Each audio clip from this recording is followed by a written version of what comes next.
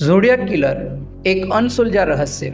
ज़ोडियाक killer America के सबसे खतरनाक और रहस्यमयी सीरियल किलर्स में से एक है। 1960 और 1970 के दशक में इसने उत्तरी कैलिफोर्निया में कई लोगों की हत्याएं की। अपने अजीब पत्रों और खौफनाक संदेशों से इसने पुलिस और जनता को चौंका दिया। आज तक उसकी पहचान एक रहस्य बनी हुई है। हत्या के मामले। ज़ोडियाक किलर की 5 हत्याओं की पुष्टि हुई है, लेकिन उसने खुद दावा किया था कि उसने 37 हत्याएं की थी।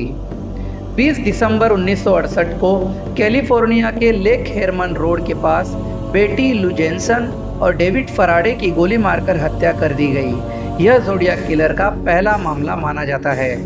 4 जुलाई 1969 को डार्लिन फेरिन और माइकल मैग्यू जोड़े पर वेलिज़ो शहर में हमला किया गया। डार्लिन की मौत हो गई, लेकिन माइकल गोली लगने के बाद भी बच गया। 27 सितंबर 1969 को ज़ोडियाक ने लेक बेरिएसा के पास सेसिलिया शेपर्ड और ब्रायन हार्टनेल इन दोनों पर हमला किया। उसने दोनों को बांधने के बाद चाकू से वार किया।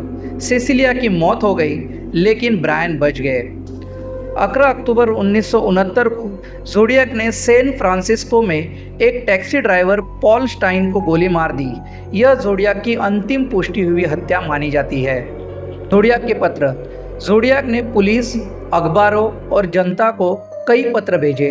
1969 में उसने पहला पत्र भेजा जिसमें हत्याओं के बारे में ऐसी जानकारी दी जो केवल किलर को पता हो सकती थी।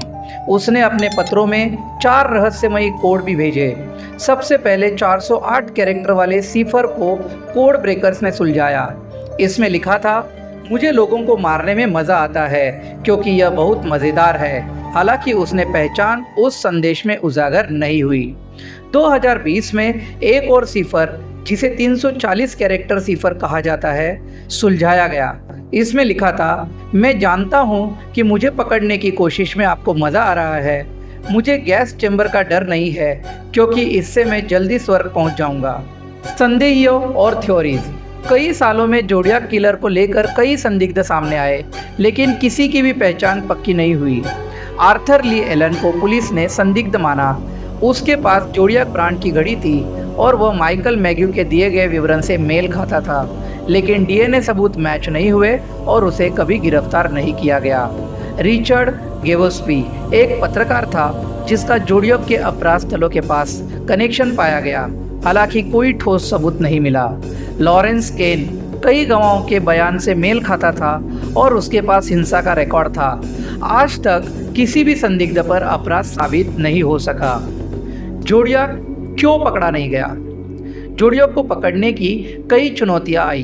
उस समय डीएनए टेस्टिंग और आधुनिक तकनीक उपलब्ध नहीं थी। ज़ोडियाक अपने शिकार को बिना किसी पैटर्न की चुनता, जिससे पुलिस को जांच में मुश्किल होती। हत्याएं अलग अलग काउंटी में हुई, जिससे पुलिस का आपसी तालमेल कमज़ोर रहा। ज़ोडियाक ने अपने कोड और पत्रों से पुलिस को भटकाया। सांस्कृतिक प्रभाव। ज़ोडियाक का मामला अमेरिका की लोकप्रिय संस्कृति का हिस्सा बन चुका है। इस पर कई किताबें, डॉक्यूमेंट्री और फिल्में बनाई गई। 2007 की ज़ोडियाक इस मामले पर आधारित है।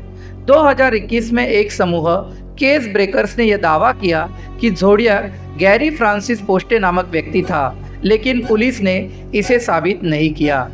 रहस्य अभी भी जीवित है। हालांकि ज़ोडियाक किलर की पहचान अब तक नहीं हो पाई। यह मामला दुनिया के सबसे बड़े अनसुलझे रहस्यों में से एक है। उसकी चतुराई और डरावने पत्रों ने उसे इतिहास के सबसे खतरनाक सीरियल किलर्स में शामिल कर दिया है।